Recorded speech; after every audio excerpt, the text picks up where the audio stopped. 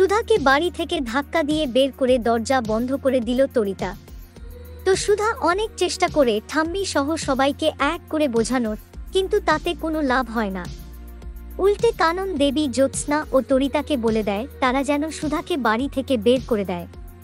কিন্তু তখন তেজ এগিয়ে এসে বলে সে সবটা জানত, আর তাই তাকেও যেন বাড়ি থেকে বের করে দেওয়া হয়।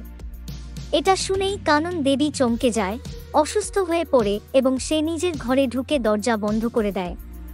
ওদিকে তেজের বাবা কাকার কাছে হঠাৎ করেই অস্পৃশ্য হয়ে যায়। সবথেকে বেশি অবাক হই তেজের মাকে দেখে। সে বলে, সুধা, তুমি আমার তেজের জীবনটা নষ্ট করে দিলে। এদিকে জ্যোৎস্না ও তরিতা তো সুযোগ পেয়েই তাদের দাঁতনখ বের করে দেয়। তরিতার কথা না হয় বুঝলাম, সে সবকিছু পেতে চায়, তাই সুধাকে সে সহ্য করে না। কিন্তু জ্যোৎস্না একটা ঠকবাজ মহিলা, বিয়ের পরেও বাপের বাড়িতে পড়ে থাকে, বয়ফ্রেন্ডের সাথে পরকীয়ায় লিপ্ত। তার যেন একটু বেশিই জ্বালা। আর ওই যে বললাম তরিতার কথা, সে আবার সুযোগ পেয়ে যায় এবং সুধার হাত ধরে তাকে টেনে নিয়ে যায়। সেই সময় মৃদু হলেও বাধা দেয় তরিতার শাশুড়ি। কিন্তু তরিতা তার শাশুড়িকে ও ঠাম্মির ভয় দেখিয়ে চমকে দেয়। এরপর সে যখন সুধাকে বের করতে যায়, তখন সুধা তার হাত মুচড়ে ধরে তাকে তার জায়গাটা এক মুহূর্তের জন্য দেখায়। তখন ভেবেছিলাম সুধা বোধহয় এইভাবেই প্রতিবাদ করবে, কিন্তু পরক্ষণেই সে আবার নরম হয়ে যায়। আর সেই সুযোগেই তরিতা তাকে ধাক্কা দিয়ে বাড়ির বাইরে বের করে দেয়। ওদিকে তেজের অনুরোধে অবশেষে দরজা খুলে কানন দেবী। এরপর তেজ গিয়ে সবকিছু খুলে বুঝিয়ে বলে তার ঠাম্মিকে।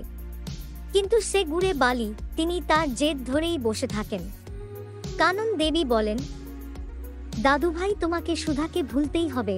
তখন তেজ বলে, আমাকে ক্ষমা করো ঠাম্মি, আমি সুধাকে অগ্নি সাক্ষী করে 7 পাক ঘুরে বিয়ে করেছি। আর আমি জানি সুধাই আমার জন্য এবং এই বসু মল্লিক বাড়ির জন্য যোগ্য বউ। তাই আমি সুধাকে ছাড়তে পারবো না। তেজের এইভাবে সুধার পাশে দাঁড়ানোর ফলেই কি ঠাম্মির সাথে তেজের সম্পর্ক খারাপ হয়ে যাবে বরাবরের মতো। আর ওদিকে সুধাকে যে তরিতা বাড়ি থেকে বের করে দিল, সেটা জানার পরে তেজ কি করবে অবশ্যই জানিও কমেন্ট করে। দেখুন শুভ বিবাহ প্রতিদিন রাত 9টায় শুধুমাত্র স্টার জলসায়।